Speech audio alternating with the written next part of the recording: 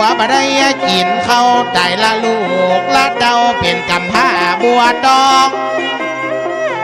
กันได้ยินเสียงซอจังซอเมืองซองเที่ยวกลางกองมารับเอาของเอาเข้าก่อยมาสาธุเอาเตอะวิญญาณป่ออุยของกินของการของมีเล็กยังไม่นางสู่พิษละดวงคำเจ้าขาเจาะใส่หัวภาธนาย่อสาใส่เก่าเอามากินละมาตานในบ้านนี่เรากะย้อนเปิดเจ้ามานี่ลาไปการหาพ่ออาณามนละเจ้าขามวยมอลานานีลาจากห้องมารับมาลองของตานานี่ไว้ว่าอีแม่บัวลอยนามสกุลไทยตรงว่าเพิ่นน่ะเป็นคนว่าอาถอนบ้านเอือได้มากินละมาตานด้วยกันนะนึ่งเตือแม่เป็นเจ้าก็อย่ายกกระตานไปหาแม่สีมากับพ่อพัดได้ตายเอาว่าเจอนายอยู่ที่ไหนดังอันก้อยมาหูมาหันว่าของตานเจ้าว่าแม่สีมาได้ตายเป็นผีพ่อพัดดอนมานี้พ่อได้หนีออกบ้านอย่าไปอยู่เตี้ยนะเจ้าซอยดอกปานคือกลับมาบ้านแล้วยังมาจองก่อยมารับเอาเขาก่อยมารับเอาของขวดตานถมทองฐานะตีนี้กินดีด้านดีถึงบ่มีชั่วร้ายได้รับมารางวัลเจ้าตีนนะผมพลอยแม่บัวลอยใช้ตรงมาหน้าเจ้าอยู่บ้านเอื้อถอนนายมอนนั่นเราบัดนานี้เจ้าได้อุทิศนาบุญตานการหาป่อพัดดอนมานีนักนำแม่สีมาแถมกำดอนมานีหวานหลวงรับนาดับขันนาละกันแต่เราว่าได้ตายเป็นผีวันนี้เขาว่าป่าไม้ลูกหลานให้แล้วยังต่างหลังไปอยู่ในการพ่อเจ้าป่อพัดแม่สีมากับมาเหี่ยเจ้ามาพอลูกเจ้ากินไปตานไปแม่บัวลอยไทยตรงแม่ก็ได้ตั้งใจอุทิศเกณฑ์ถวายปัจจัยมานีคนตายเป็นผีหนีเข้าดงป่าใหม่ปัญวาการตั้งตายเหมือนหนึ่งไทยผ้าดอยนุ่งมาแต่น้อยหูพูดหลายพื้นตายนางตายยืน108ปันเก่าถึงอย่าอยู่จูหมอแควนคอพาเจ้าเปิ่นว่ากรรมมาหอดจำเป็นต้องไปศรัทธาเพี่น้องจึงบ้านไก่บ้านถงใจศพเปิ่นก็ได้ตั้งมาตันถึง6 กับ 13ก็ตายไปแล้วนานกลัวพ่อกลัวแม่บ่มีที่อยู่ที่กินกลัวไปนอนกับดินกลัวไปกินกับหญ้าคุณแม่บัวลอยกำลังรอท่าขอเฮืองไหวนามาเอาของกันขอพ่อพัดละมาโหมาหันนำเอาของกันเหล่านี้เฮอใดก่อยเอาซื้อคันใดคืนสวรรค์จันฟ้าของของตานนี่ไปจุไปจอด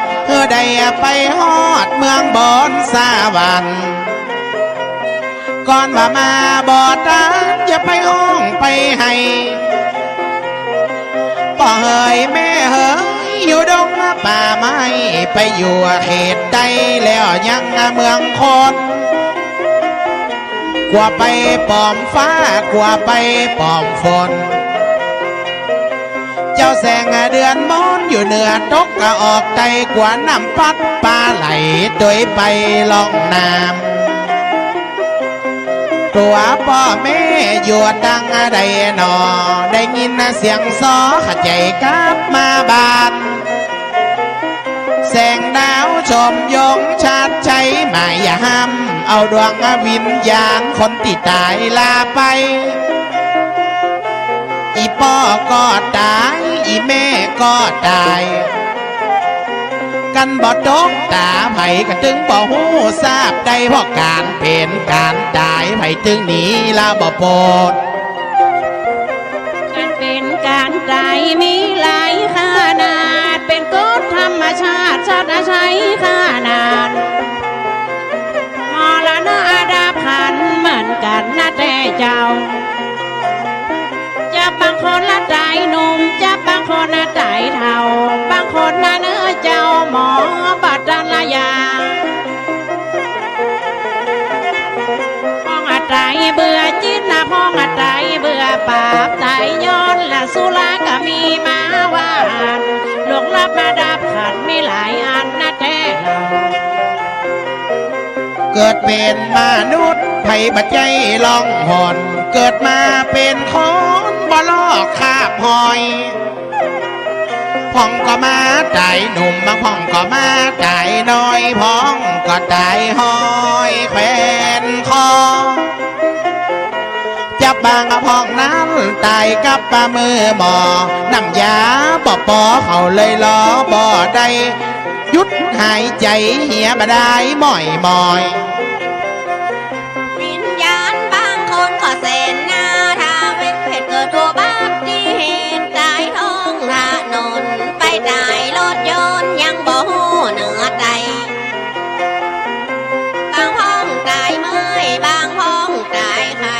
จะยัดจะไล่แล้วแต่วิญญาณโดนวันนี้ดาดีแล้วนะย่อมือสาวันไปกินไปดานไปเนื้อเจ้านายพี่น้องคนเฮาเกิดมาถึงบ่มีอย่างเด้มีการเกิดแก่อย่าต้องมีการเจ็บตายสังหารตั้งหลายบ่นิ่มเตียงมันพ่องก็อายุยาวพ่องก็อายุสั้นอายุเฮาด้านมันหนึ่งต่างรถไฟกันคนใดไปไกลลงธานีเด่นใจคนใดไปไกลลงกรุงเทพปักใจต่างรถเป็นจะได้สังขารไปเจือนานแล้วแม่น่ะแล้วว่าแหมกระถูกแหมใส่ล้อมแปลงชัดใช้ลูกเต่าหากก็มาเอ็นดูไปยังแต่เราห้องแต่ละลูกเต่าหมอบอดจันละยางเป็นมะเร็งโรคเอดส์มีนักลูกจ๋าหลอนนะว่ายารักษาถึงบ่ได้สุดนาท้ายก็ขาดใจลาไปนี่เราว่าพระองค์ทรงยศยังหนีไปสวรรค์ยังเข้านิพพานคงเขตเมืองแก้วบ่เหลือองค์เจ้าเหนือหัวยังสะหวานโคตรแล้วเจ้าจีดอกแก้วบ่แน่นอนสักอันคนเฮามนุษย์บัทาเสาะอาหารยังมามัดตามากังมันถึงยังบัดเจได้การเกิดการตายมันมีมาก่อนนานว่าจะหวานตึงจอมเข้ามาแล้วนาพี่นานอย่าจวนศรัทธาว่ากินน้ำกินข้าวว่าตาวันจอนเข้ามาแล้วเราเชิญกินน้ำกินข้าวกันตามสบายอย่าเจอนะพี่น้องถึงบ้านไกลบ้านไกลบ้านนอกบ้านในบ้านเหนือบ้านใต้ฟังสอชัดชัยกินข้าวกินน้ำเงินทองสิ่งทรัพย์นับเป็นสังขายาได้การเตรียมนาอาหารข้าเขามีดึงมาแรงมีดึงขาบเจ้าบ่บนเศร้าตอนแรงพ่อแม่ ครัวได้จัดได้เจงกินนิบมาเปิ้นแกงกินแดงเปิ้นสาขอเจิญสาขาเอาอาพี่น้อง ขายเมียงขายหมากล้างปากล้างคอขึ้นเขาดอนฟังสองกันไปเจอเจ้าว่าตาวันสายเข้ามาแล้วเราเจิญเพิ่นน่ะกินเข้ากันดีๆลำลำยกมือห้องเอาเข็มหยังจางหยังพี่น้องต้องการละหยังบอกให้แม่ครัวบ้านไก่บริการเปิดไว้ยกมือเบื้องซ้ายเพิ่นว่าจางน้ำป่ายกมือเบื้องขวาข้าบ่ได้ห่อเข้ามาเพ่ก่อนเตอะตั้งแม่ครัวเก่ากับป๋ากับเขาอันใดมันวิดลำไปเอิญถามเอิญตักกับพี่น้องตั้งอะไรต้องการอันใดก็บอกเปิ้นเตอะแม่ป้าจางเกียกันน้ำป่าจังซอบะไข่หู วันนี้เป็นงานลูกศิษย์นะลูกหากันว่าจางน้ำป่าบริการใดบริการกันเองเจ้าซอยดอกไม้ก็จัดนะก้อยไล่อย่าเก่งใจเนื้อนายว่าใจมีแห่แก้วไปยังภายในรอนะตัวนายทำอาหารก็มาเข้ากินเอาจานเอาได้เป็นเงาห้อมใหม่ เปิ้นว่างานอันนั้นนี่งานอันน่ะเดียวกันบริการตามใจเด้อเจ้า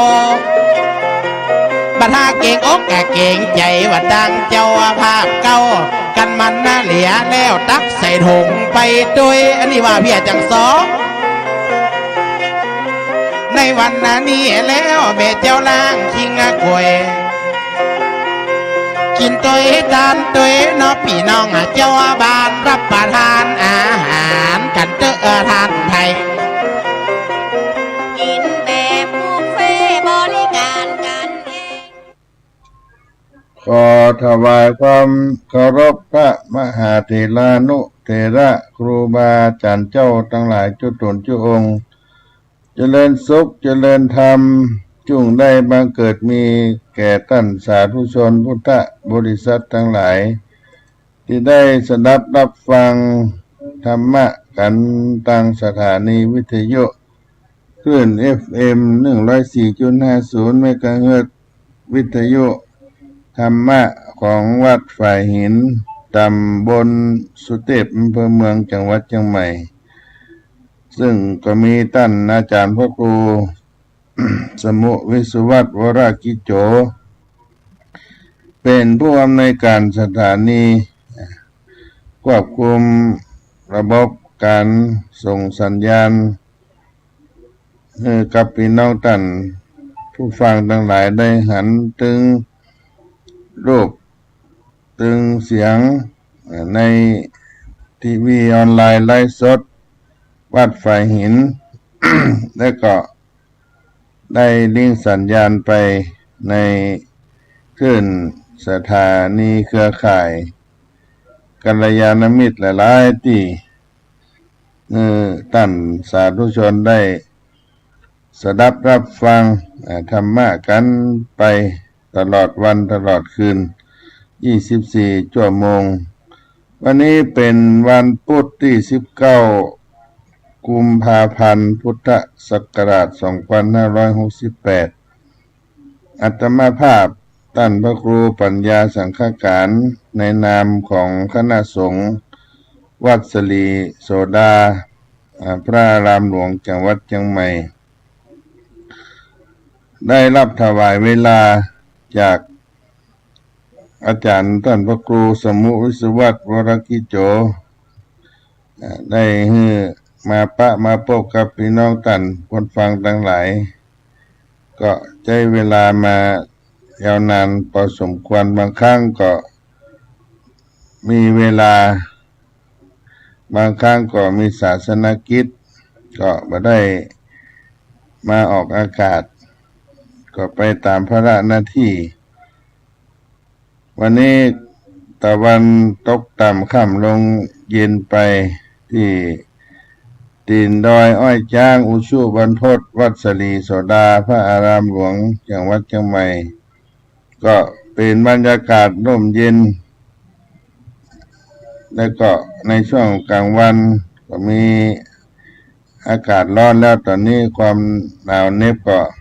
เข้าคลายใบบางเบาบางคลายลงไปก็คงจะว่าแค่หนาวกันแล้วแต่ว่าบนเขาบนดอยบ้านป่าบ้านดงที่ยังเย็นด้วยอากาศธรรมชาติก็ยังมีความหนาวกันอยู่เดือน4เดือน5จะเข้าเดือน6ประมาณนี้ก็หมดความหนาวเข้าสู่หน้าแล้งเข้าไปในต้นรายการวันนี้ก็จะได้นำเอาสุภาษิตโบราณล้านนาไทยเอามาปั่นเอาฝากพี่น้องท่านผู้ฟังทั้งหลายเอาไว้เป็นการรักษามรดกคำสอนของบรรพชนของเฮาก็อุ้ยแม่หม่อนเปิ้นเอาไว้เอาเป็นติสกิจเป็นติสกิจสอนใจเอาไปใจบางครั้งก็จะได้นึกถึงคำสอนของคนโบราณที่เป็นผู้มีพระคุณต่อเฮาวันนี้ได้เอาบทสุภาษิตที่ว่าเกิดเป็นมนุษย์สัตว์โลกโลกาหากมีจรารวยแรงแก่เท่าเป็นธรรมดาบอกว่าข้าเจ้าเหมือนกันสัตว์คนใหญ่น้อยเกิดเป็นมนุษย์สัตว์โลกโลกาหากมีชรารวยแรงแก่เท่าเป็นธรรมดาบอกว่าข้าเจ้าเหมือนกันสัตว์คนใหญ่น้อยเกิดเป็นมนุษย์หรือสัตว์ในโลกย่อมมีชรารวยแรงแก่เท่าเป็นธรรมดาบอกว่าข้าทาสหรือเจ้านายทั้งสัตว์ใหญ่สัตว์น้อยทุกชนิดก็เป็นไปตามธรรมชาติเกิดมาเป็นมนุษย์สัตว์โลกโลกาหากมีชรารวยแรงแก่เท่าเป็นธรรมดาบอกว่าข้าเจ้าเหมือนกันสัตว์คนใหญ่น้อยเกิดเป็นมนุษย์สัตว์โลกโลกาย่อมมีชรารวยแรงแก่เท่าเป็นธรรมดาตั้งข้าและเจ้าเหมือนกันสัตว์คนใหญ่น้อยอายุสังขารประมาณมอกร้อยเตี้ยงตายขาดความจีวันปงอนิจจะละก็สังขารเพื่อมรรคญาณนิพพานเวียงแก้วเกิดเป็นมนุษย์สัตว์โลกโลกาย่อมมีจราโดยแรงแก่เท่าเป็นธรรมดาตั้งข้าและเจ้าเหมือนกันสัตว์คนใหญ่น้อยอายุสังขารประมาณมอกร้อยเตี้ยงตายขาดความจีวันปลงอนิจจะละข้อสังขารเพื่อมรรคญาณนิพพานเมืองแก้วเกิดเป็นมนุษย์เป็นคนหรือสัตว์ในโลกนี้ย่อมมีการแก่ชราเป็นธรรมดาบอกว่าข้าทาสเจ้านายตำแหน่งสูงหรือตำแหน่งต่ำอายุสังขารอย่างมากก็ประมาณว่า100 ปีก็ต้องลาลับโลกนี้ไปก็ขอให้ได้โปร่งอนิจจังได้เลิกยึดติดกับสังขารเพื่อจะได้ไปสู่พระนิพพานต่อไปก็เป็นคำสอนของบรรพชนบรรพบุรุษของเฮาบอกว่าแม่หม่อนเอามาปั่นมาฝากพี่น้องท่านสาธุชนท่านผู้ฟังทั้งหลายในเมื่อค่ำยามเย็นวันนี้ในช่วงวันที่17 18 19นี่ก็มีภารกิจบางครั้งก็มาได้มาเข้ารายการตั้งแต่ออกอากาศในวันที่17ซึ่งเป็นวันทำบุญครบอายุการเสียชีวิต16 ปี ของแม่อุ้ยคำเอ้ยพัตรินเป็นศรัทธาเก่าแก่ประจำวัดสลีโสดาพระอารามหลวงมา4 เจนเจ้าอาวาสถึงปัจจุบันนี้เพิ่นได้ละสังขารไปตั้งเมื่อปี 2552 ถึงปัจจุบัน 2518 ที่ตรงกับวันเสียชีวิตของเพิ่นก็คือวันที่ 17 กุมภาพันธ์ 2552 ก็ครบ 16 ปีถ้านับตั้งแต่เกิดมาถึงปัจจุบันนี้อายุก็ได้103 ปีพอดีถ้ายังมีชีวิตอยู่เพิ่นก็เข้ามาอยู่วัดสลีโสดากินตันดูแลอุปถัมภ์วัดตั้งแต่เป็นป่าเป็นเขาเป็นดอยเอาลูกเอาหลานเข้ามาวัดวาอารามโดยเฉพาะแม่ปิยรัตน์พุทธเที่ยงซึ่งเป็นลูกสาวได้ติดตามลำด้วย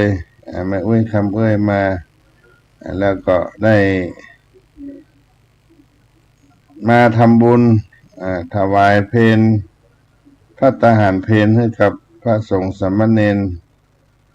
โดยมีแม่ปรียรัตน์พุทธเที่ยงแม่เอี้ยวหรือแม่พัชรนันทนัทวิลาโลดแม่อ้อ2 พี่น้องได้นำเอาญาติมิตรมาถวายทานประมาณในใจงบประมาณในการทำบุญ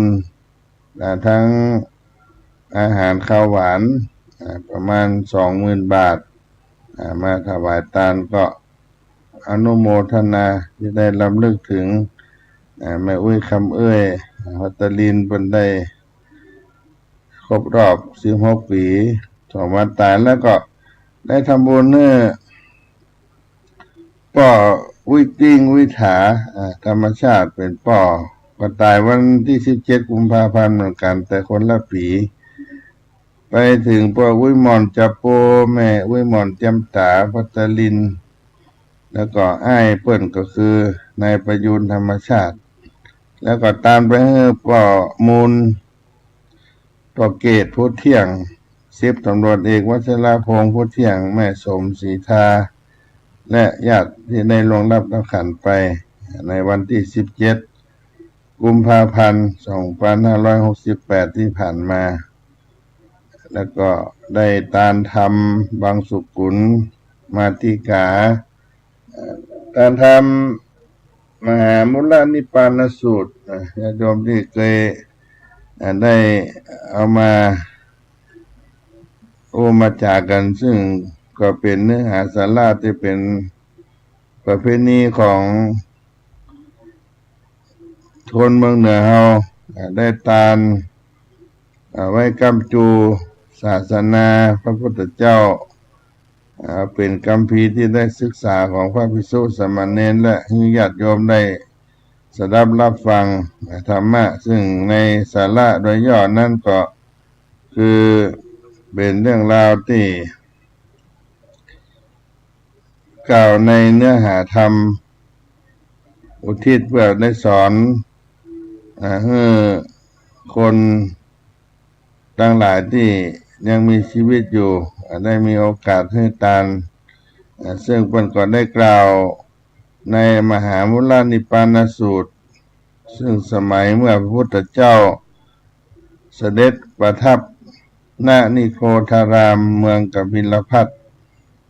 ทรงแสดงพระธรรมเทศนาสั่งสอนคัตติยวงศาคัตติยวงศาอยู่ในญาติอันมีพระเจ้าสลีสุโธทนะพุทธบิดาพระนางมหาประจาบดีโกตมีเป็นประธานเป็นพระแม่นางของพระพุทธเจ้าพระองค์ก็ได้สอนให้ได้รักษากายวาจามโนทวารให้บริสุทธิ์ตั้งมั่นในการรักษาศีลนั้นเป็นหนทางไปสู่พระนิพพานหากบ่ได้รักษาศีลก็ต้องไปสู่อบายทั้ง4มีนรกเป็นตัวอย่างเช่นแม่ จะทำบุญทำทานสักป่านใดหากยังลักทรัพย์ประพฤติผิดในกรรมอยู่ก็จะมาได้เสวยผลบุญต่อเมื่อได้รับผลกรรมที่กระทำไว้หมดเสี่ยงก่อนจึงจะได้เสวยผลบุญนั้นๆแล้วพระสัมมาสัมพุทธเจ้าพระองค์ก็ทรงยกตัวอย่างเรื่องหนึ่งว่าในสมัย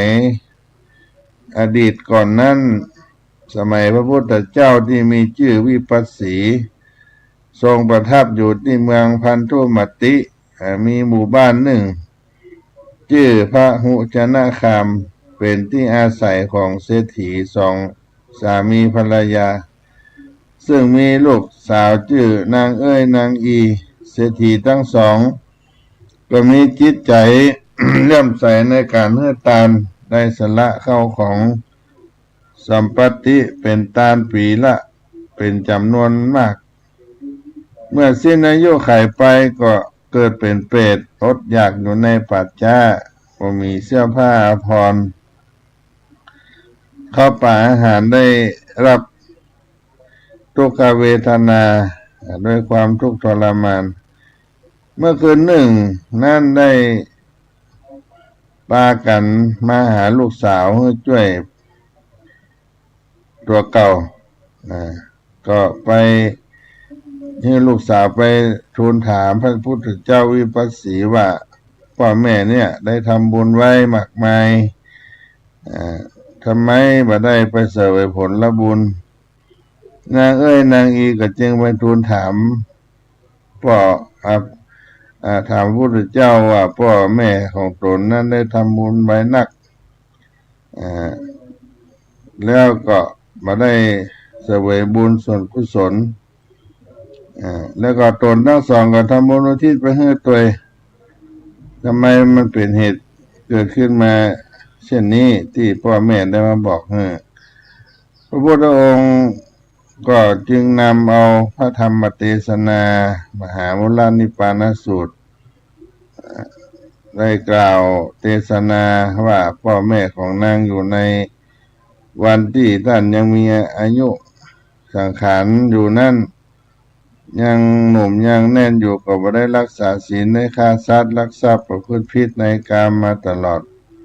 แม้ว่าจะให้ทานไว้มากแต่ก็ต้องตายเป็นเพศพ้นจากเพศก็จะไปตกนรกแค่มาสั่งไขเนี่ยส่งไข่กลับแล้วลูกสาวทั้งสองก็จึงได้ทูลถามว่าเมื่อเป็นเช่นนี้ควรจะปฏิบัติอย่างไรพุทธเจ้าก็ได้ตรัสว่าการให้ธรรมะเป็นทานย่อมชนะการให้ทานทั้งมวลพระธรรมเทศนาในมหามุลนิปปานสูตรเพื่อนก็ยกย่องการรักษาศีลเป็นทางสู่พระนิพพานวันถวายธรรมนี่เป็นคำสอนนี่ได้เป็นทานบุคคลผู้ใดถึงแม้เปรียบว่าได้ตัดศีรษะ อาจเป็นทานให้ลูกให้เมียเป็นทานข้าทาสบริวารของที่ฮักที่ห่วงในชีวิตเสนาสนะอัตบริขารบวชลูกบวชหลานเป็นทานก็มาอาเต้าได้ฮือธรรมะเป็นทาน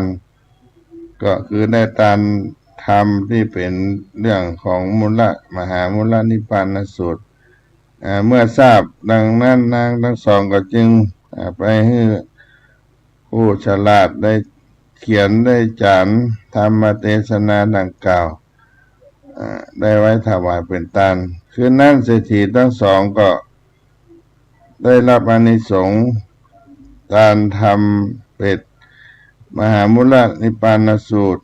ก็พ้นสภาพจากเปรตวิสัยไปเกิดเป็นเทวดาบนสวรรค์ชั้นดาวดึงส์แล้วก็เข้ามาฝันเข้าในความฝันว่าตนนั้นได้พ้นทุกข์แล้วทั้งสองทั้งพ่อทั้งแม่แล้วก็อวยพรกับลูกกับเต้าอยู่ดีมีสุขสดสดีมีอายุมั่นยืนยาวไปทั่วกาลนาน รุ่งขึ้นนางทั้งสองก็เอาคัมภีร์นี่ไปตานพุทธเจ้าอนุโมทนาแล้วก็นางก็ได้ปราโมทย์ยินดีในธรรมทานอยู่มาจนอายุสังขารเสี่ยงไปนางทั้งสองพี่น้องก็ได้ลาละโลกไป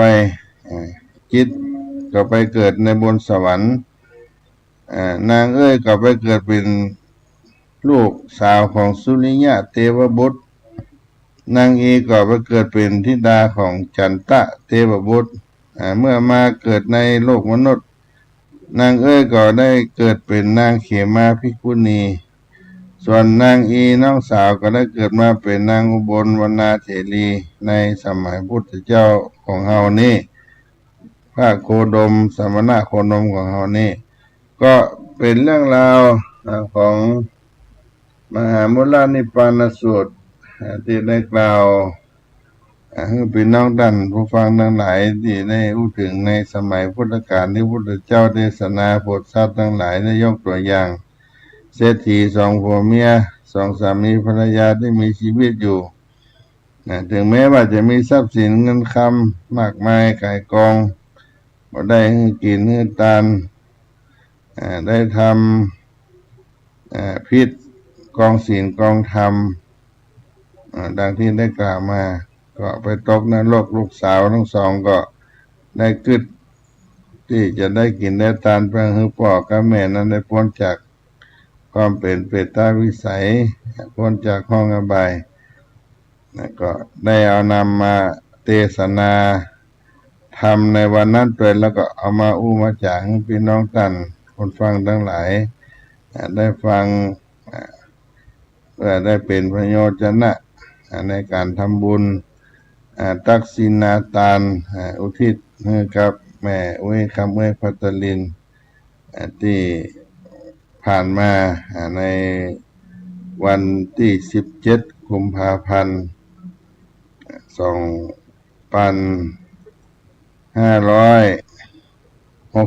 2568 ที่ผ่านมาตักสินาทานที่ได้ทำก็เป็นการทำบุญอุทิศไปให้ผู้ที่ล่วงลับขันไปได้แสดงถึงความกตัญญูกตเวทิตาธรรมต่อผู้มีพระคุณมีพ่อมีแม่ปู่ย่าตายายของเราเป็นต้นก็ได้กินได้ทานกันไปที่ได้น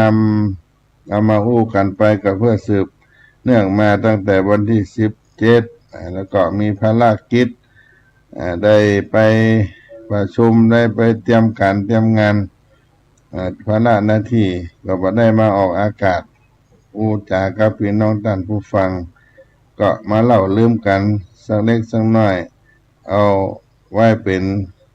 คำฮู้แล้วก็เราสู่กันฟังครับพี่น้องท่านผู้ฟังทั้งหลายก็พากันสักกรรมกันหน่อยญาติโยมที่ได้สดับรับฟังรายการในเมื่อค่ำเย็นวันนี้ธรรมะจากวัดสลีโสดาพระอารามหลวงจังวัดเชียงใหม่ท่านพระครูปัญญาสังฆการหรือท่านพระครูพรหมินทร์ได้มาดำเนินรายการมาพบพี่น้องท่านทั้งหลายในเมื่อค่ำยามเย็นในวันนี้น้อ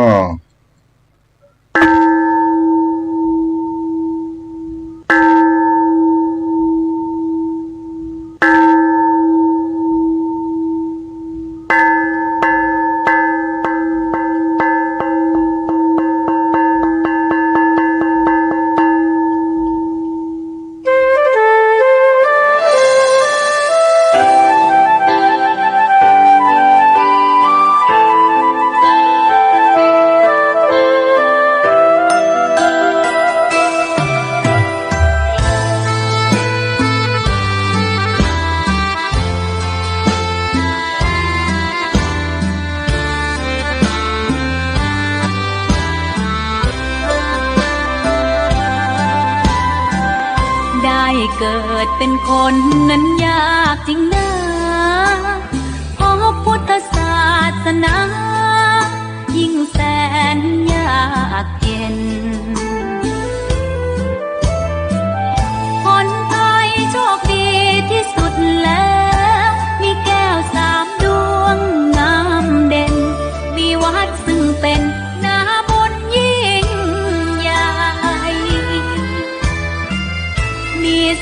นาพุทธประจำชาติไทย อยากหล่ออยากสวย เราต้องรักษาศีล อยากมีอันจะกิน ต้องหมั่นทำบุญทำทานเอาไว้ เข้าวัดสวดมนต์ฝึกฝนสติให้ว่องไว รีบทำตอนที่เราทำเองได้ อย่ารอจนตายถึงเข้าวัดว่าเข้าวัดยังเป็นจะได้เห็นแต่น้ำใจ เข้าวัดยามตาจะได้เห็นแต่น้ำตา ก่อนจะสายเกินขอเชิญมาใช้ชีวิตให้คุ้มค่า เจริญทานศีลภาวนา สั่งสมบารมีไว้ ทำบุญตอนที่ยังมีชีวิต ย่อมดีกว่ารอเขาอุทิศบุญให้ อย่ามัวหลงเพลินเดินห่างวัด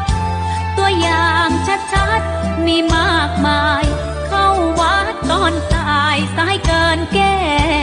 กรรม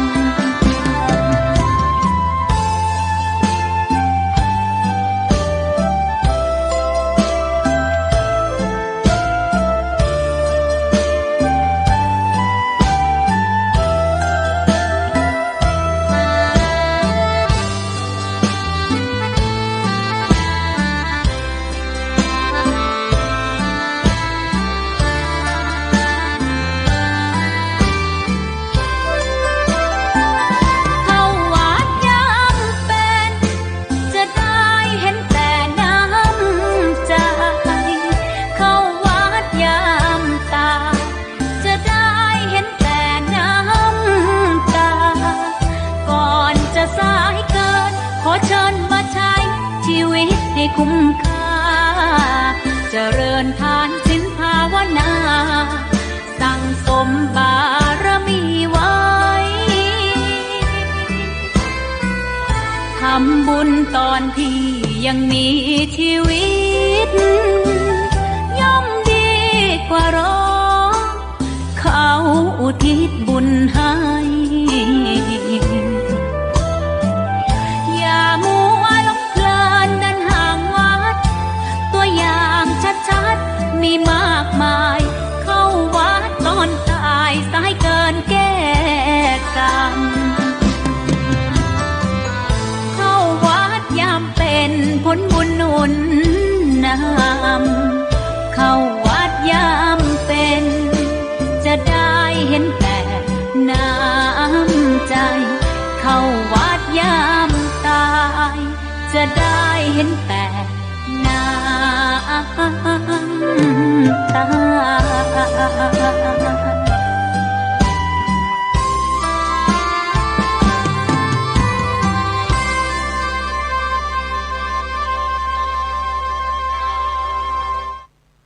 ก็มาอู้กันในช่วงที่สองของรายการสาระธรรมวัดสลีโสดาพระธรรมจาริก โดยอัตมาภาพท่านพระครูปัญญาสังฆการ หรือท่านพระครูพรหมินทร์ได้มาอู้จากันในต้นในการเรื่องการทำบุญไปให้ผู้วายชนได้หลวงรับขันไป ก็เป็นการทำบุญบุพเปตพีในตามพระพุทธศาสนาเฮาอุทิศส่วนกุศลไปให้ผู้บายชนบุพเปตพีเป็นการทำบุญที่เจ้าพุทธของเฮาได้ทำสืบทอดกันมาทำสืบทอดกันมาได้ยึดถือคำสอนในองค์พระสัมมาสัมพุทธเจ้าทั้งนี้ก็เพื่อประโยชน์แก่ผู้ล่วงรับขันไปได้รับส่วนบุญส่วนกุศล การทำบุญอุทิศส่วนกุศลให้แก่ผู้ล่วงรับ ถือว่าเป็นหน้าที่ของคนที่เรายังมีชีวิตอยู่เป็นสิ่งที่คนทุกชาติทุกศาสนาควรจะต้องศึกษาไว้ให้ถูกต้องทั้งนี้เพราะผู้ที่ได้ล่วงลับดับขันไปแล้วในภพภูมิอื่นเว้นแต่มนุษย์สัตว์ตาดิฉานซึ่งสามารถหากินเองได้ย่อมบ่มีการทำมาหากินผู้ล่วงลับดับขันไปแล้วจะมีสภาพความเป็นอยู่อย่างใดก็ขึ้นอยู่กับกรรมดีกรรมชั่วที่ได้ทำไว้เมื่อเป็นคนเป็นมนุษย์อยู่อาศัยการทำบุญอุทิศของผู้ที่ยังมีชีวิตอยู่ในโลกมนุษย์การทำบุญอุทิศแก่ผู้ล่วงลับนั้นต้องทำกับผู้ที่มีศีลมีธรรมเป็นต้นว่าภิกขุสังฆะสามเณรเจ้าทั้งหลายเหล่านี้เป็นต้นบุญก็จะไปถึงผู้ที่ได้ล่วงลับไปโดยอานิสงส์แห่งได้ทำในการให้ทานให้แก่ผู้ตายนี่ก็ได้ทำบุญเอาไว้ให้แก่ผู้ที่วายชนที่ได้กล่าวไปดังนั้นญาติโยมทั้งหลายการทำบุญเขาเรียกว่าทักษิณาทานุทิศส่วนไปให้ผู้ที่ได้ล่วงลับดับขันไปก็ถือว่าเขาได้ทำในโอกาสวันตายวันครบรอบวันตาย7 วัน50 วัน100 วัน1 ปีหรือว่าตามเหตุการณ์ที่เราได้นึกบุญกุศลที่ได้ทำไปให้ผู้มีพระคุณต่อเราในโอกาสต่างๆเพราะฉะนั้นเราในฐานะเป็นผู้ที่ยังมีชีวิตอยู่ก็ได้รำลึกถึงผู้มีพระคุณได้กินได้ทานได้ทำบุญส่งบุญอุทิศบุญไปให้ผู้ล่วงลับดับขันไปก็จะได้รับส่วนบุญส่วนกุศลที่เราได้ทำบุญกินบุญทานก็จะไปถึงผู้ที่ได้ล่วงลับดับขันไปอันนี้ก็เป็นสิ่งที่เราได้ทำซึ่งก็มีคำสอนในทางพระพุทธศาสนาบุญที่เราได้ทำไปในเรื่องราวของคำสอนในทางพระพุทธศาสนาบุญที่เราทำอุทิศส่วนกุศลไปให้ผู้ล่วงลับก็จะสามารถไปปลดเปลื้องความทุกข์ทรมานให้แก่วิญญาณจะได้รับทุกข์ในอบายภูมิก็มีเรื่องราวที่เราเคยได้ยินได้ฟังกันอยู่ในข้างพุทธกาลของพระเจ้าพิมพิสารกับเปรตของพระปริญาติของพระองค์ที่ได้กล่าวไว้ในคำสอนในทางพุทธศาสนาซึ่งที่กล่าวว่าในคืนหนึ่งที่พระเจ้าพิมพิสารกำลังจะบรรทมรับนอนอยู่นั้นได้ยินเสียงหวยหวนนั้นเป็นที่น่าพืชสะพรึงกว่าไปทั่วพระนครที่พระองค์ได้ประทับอยู่รุ่งเจ้าก็เข้าไปเฝ้าถามพระสัมมาสัมพุทธเจ้าเพื่อได้ทราบเหตุการณ์ที่เกิดขึ้นพระองค์ก็เสด็จขึ้นไปพระเจ้าพิมพิสารพระองค์ก็เสด็จไปเข้าเฝ้าพระพุทธเจ้าและตรัสถามพุทธองค์พระสัมมาสัมพุทธเจ้าก็ได้ปลอบใจให้พระเจ้าพิมพิสารมาได้ให้หวาดกลัวว่าเสียงที่ได้ยินนั่นก็บ่มีผลร้ายอันใดกับพระองค์เนื่องจากเป็นเสียงของเปรตในปะระทัตตะปะชีวีเปรตที่มีผลบุญของญาติเป็นอาหารมีโอกาสรับรู้บุญที่หมู่ญาติอุทิศได้รับกุศลรับรู้อนุโมทนาบุญด้วยความอดอยากยากแค้นก็จะบรรเทาเบาบางไปแล้วก็หมดสิ้นไปพระราทัตตูพระชีวิเปรตผู้เป็นญาติของพระเจ้าพิมพิสารที่รอคอยผ ผลบุญของพระเจ้าพิมพิสารด้วยความอดอยากหิวกระหายมาเนิ่นนานขั้นเมื่อพระเจ้าพิมพิสารทรงถวายอารามเวฬุวันวัดแห่งแรกในพระพุทธศาสนาพร้อมทั้งอุทยานให้แก่พระสัมมาสัมพุทธเจ้าหมู่สาวกทั้งหลายแต่ก็บ่ได้อุทิศส่วนผลบุญให้แก่ญาติเปรตผู้ได้รับความทุกข์ยากเหล่านั้นก็จึงมาส่งเสียงใกล้ควรค่ำควรร้องขอส่วนบุญเมื่อพระเจ้าพิมพิสารทรงทราบความจริงแล้วก็ได้ถวายทานแบ่งแผ่บุญไว้ให้กับเปรตเหล่านั้นเมื่อสิ้นสุดกรรมอุทิศถวายส่วนกุศลเปรตเหล่านั้นก็หลุดพ้นจากความหิวกระหายความทุกข์ทรมานที่มีมาตลอดกาลนานชั่วนานมาถึงที่พระเจ้าพิมพิสารได้แผ่บุญกุศลก็ให้บันดาลให้สภาพร่างกายดีงามผ่องใสมีความสุขมีเสื้อผ้าอาภรณ์ที่ได้นุ่งได้ห่มขึ้นพุทธองค์ก็ทรงแนะนำให้พระเจ้าพิมพิสารได้ถวายทานสบงจีวรอุทิศไปให้แก่หมู่เพศทั้งหลายอุทิศแล้วบุญก็บันดาลให้เปรตเหล่านั้นได้นุ่งห่มที่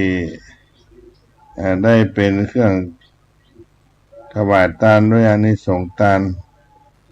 เหล่านี้เป็นต้นอานิสงส์ได้ให้กินให้ทานก็มาแต่ใน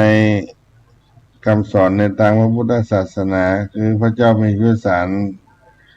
เป็นเรื่องราวเหล่านี้เป็นต้นได้ทานให้แก่หมู่เปรตหมู่ญาติทั้งหลายที่ได้ลงรับขันไปเฮาก็เอามากินมาทานกันจนถึงทุกวันนี้บางครั้งเฮาก็บ่ทราบคนที่ตายไปได้พระนาบุญกุศลจะไปเกิดในภพภูมิใดถ้าไปในที่สุขก็จะได้รับสุขยิ่งขึ้นไปได้รับทุกขเวทนาก็จะได้หายจากทุกขเวทนาด้วยอานิสงส์แห่งการทานการอุทิศที่ได้กล่าวไปในเบื้องต้นให้กับท่านผู้ฟังทั้งหลายได้สดับรับฟังอุทิศส่วนบุญส่วนกุศล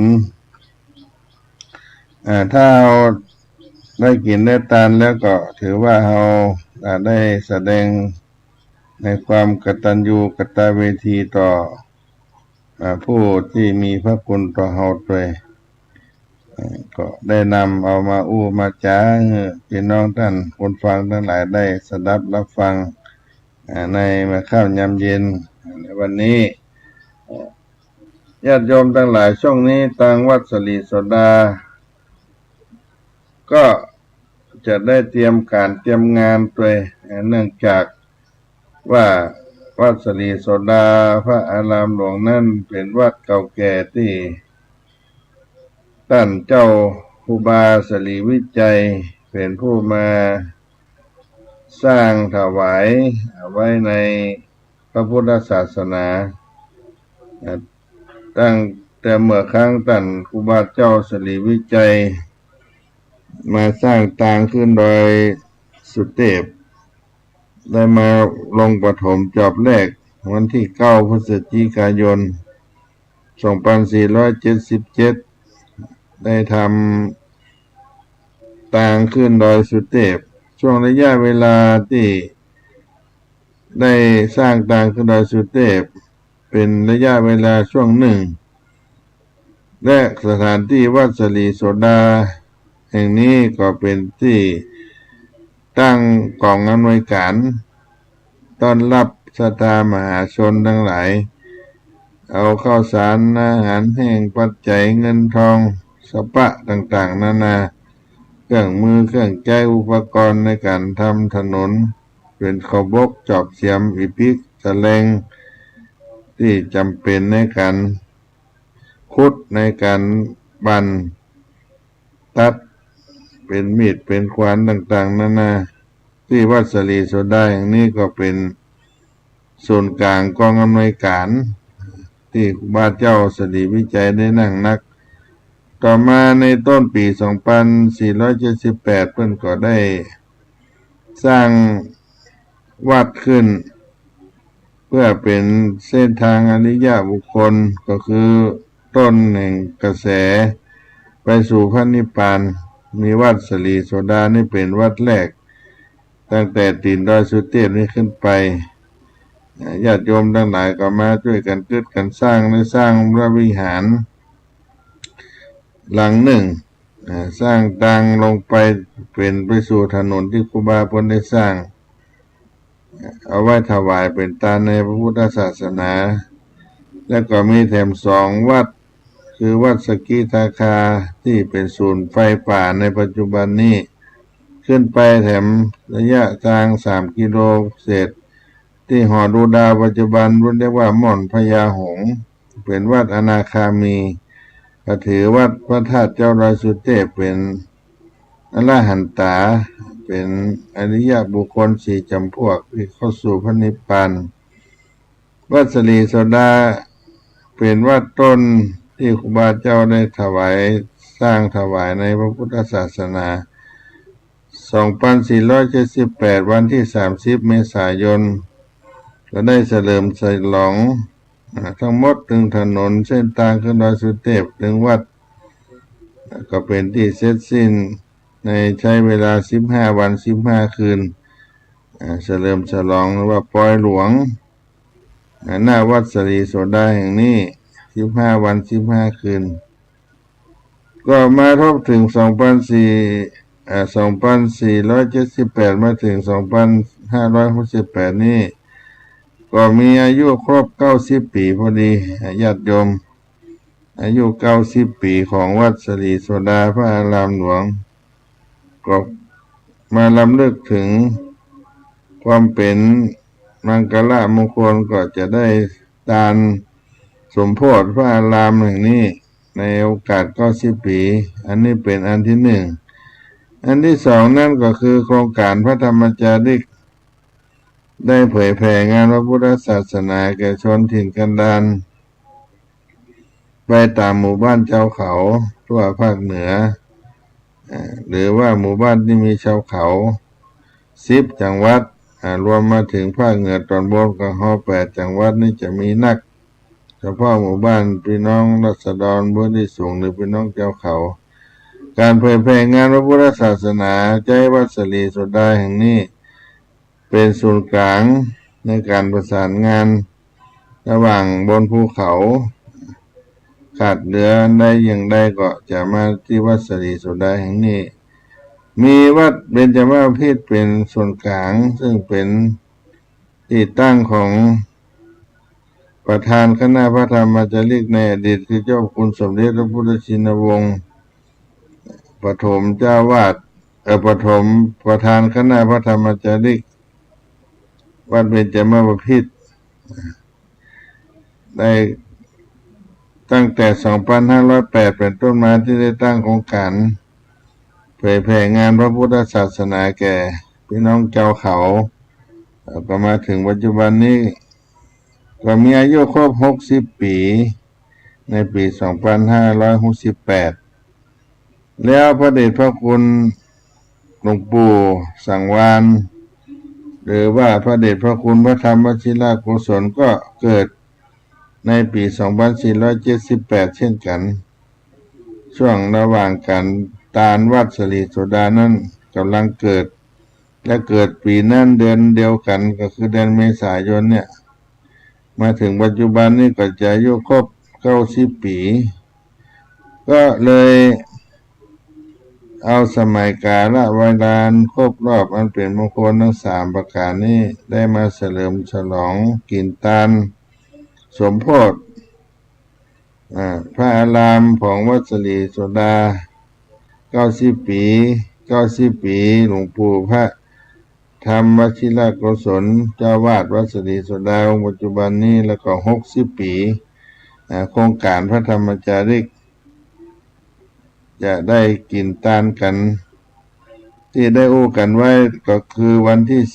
11 เมษายน จะมีสมโพธิปล่อยหลวงดังกล่าว ก็จะได้นิมนต์หัววัดต่างๆที่ได้เติงได้หากัน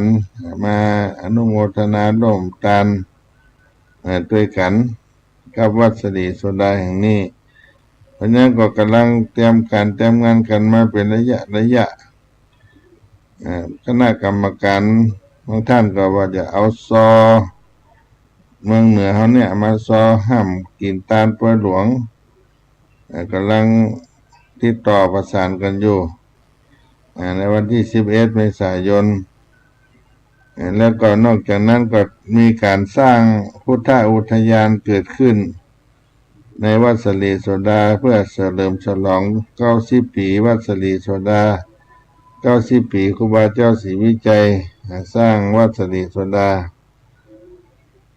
ได้ทำบุญถวายทาน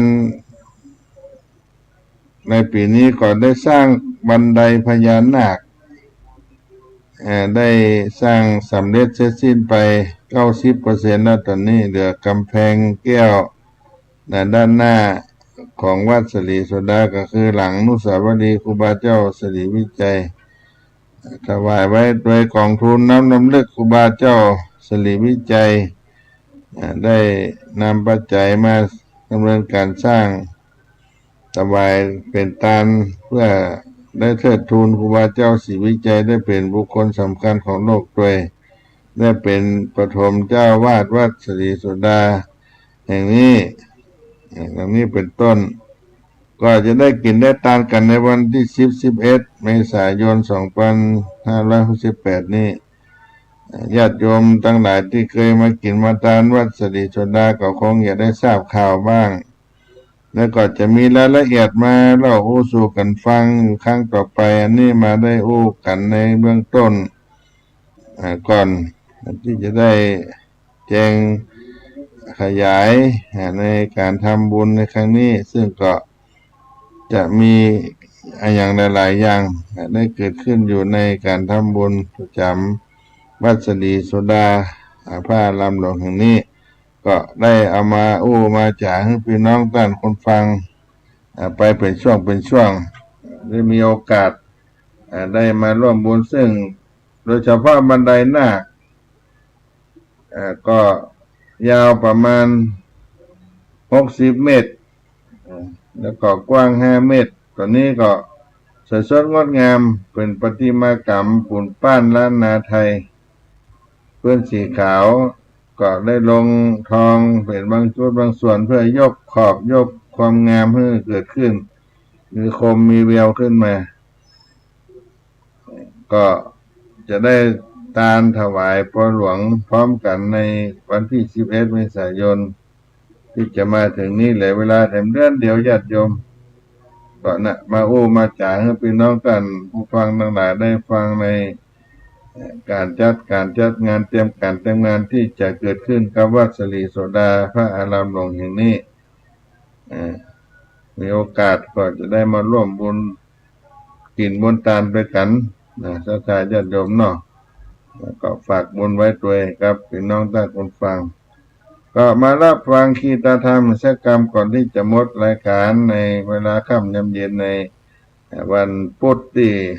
19 กุมภาพันธ์นี้เนาะ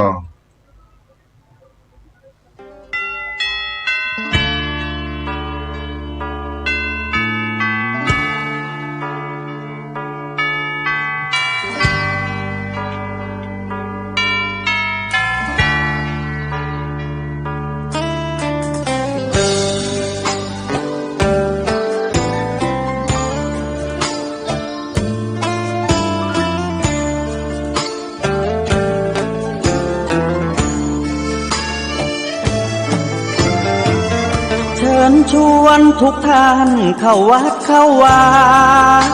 ฟังธรรมะจากหลวงตาเสริมชีวาให้สุขสดใสยึดมั่นหลักธรรมคำสอนไว้ให้ขึ้นใจความดีรีบทำกันไว้หญิงชายอย่าได้นายนี้ ชิญชวนทุกท่านเข้าวัดเข้าวา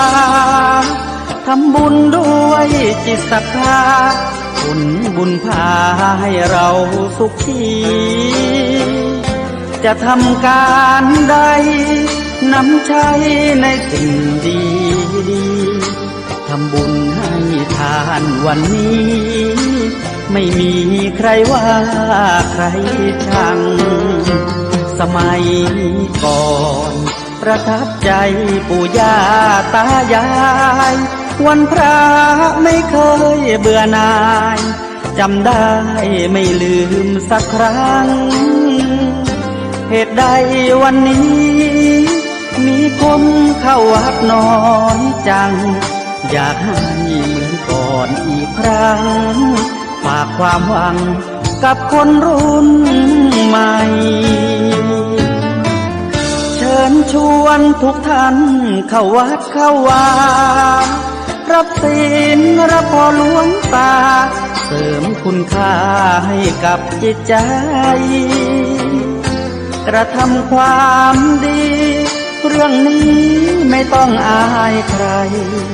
ว่างจากการงานเมื่อใดเชิญชวนท่านไปทำบุญ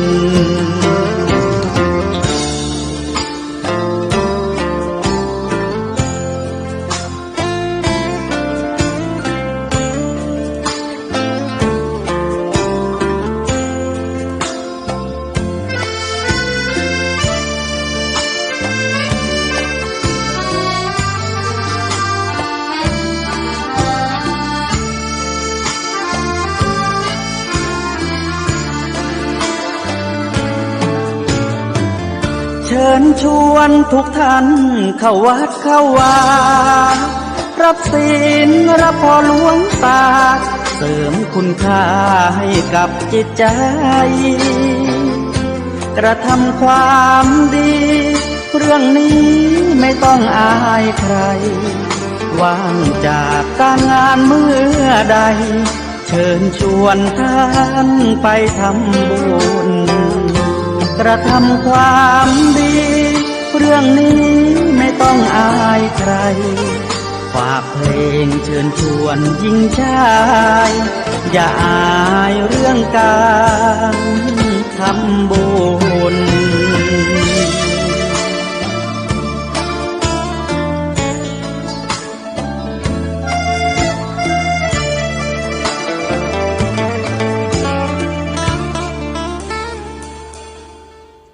ก็มาถึงช่วงท้ายรายการสาระธรรมวัดศรีโสดาพระอารามหลวงจังหวัดเชียงใหม่อาตมาภาพท่านพระครูปัญญาสังฆขันธ์ได้มาอู้มาจากกับพี่น้องท่านคนฟังทั้งหลายในเมื่อค่ำยามเย็นในวันนี้ก็ขออนุโมทนาครับเจ้าภาพญาติโยมที่ได้มาร่วมบุญกุศลได้สร้างบุญบารมีร่วมกินร่วมทานให้วัดศรีโสดาสนับสนุนพระภิกษุสามเณรที่อยู่จำพรรษาได้ศึกษาเราเรียนดึงตั้งโลกตั้งธรรมมาถวายภัตตาหารเพลน้ำปานะข้าวสารอาหารแห้งเครื่องใจอุปโภคบริโภคต่างๆนานาปัจจัยทั้งสี่ทั้งเครื่องนุ่งห่มเครื่องกินเครื่องใจเภสัชตอนนี้เป็นต้นได้มาสนับสนุนก็ขอบุญกุศลได้ปกปักรักษาให้ทุกท่านมีโอกาสมาทำบุญกันได้ตลอดได้กินได้ทานแล้วอันนี้ส่งผลบุญก็ขอให้อยู่เย็นเป็นสุขได้ค้ำจูดูแลพระพุทธศาสนาไปตลอดกาลนานสำหรับวันนี้จะขอล่ำลาไว้เพียงตัวอี้ค่อยมามาพบกันในครั้งต่อไปในนามของอาตมาภาพท่านพระครูปัญญาสังฆการหรือท่านพระครูพรหมินทร์